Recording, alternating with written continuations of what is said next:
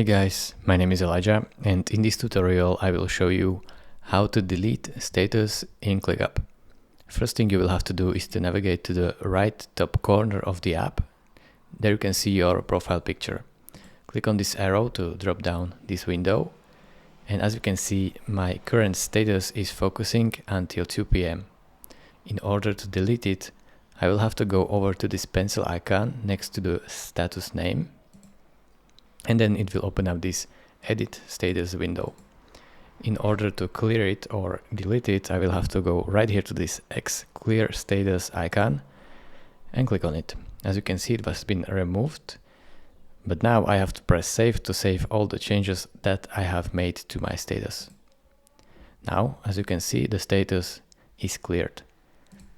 Thank you for watching. If this video was helpful to you, consider subscribing and liking this video, and I will see you in the next tutorial.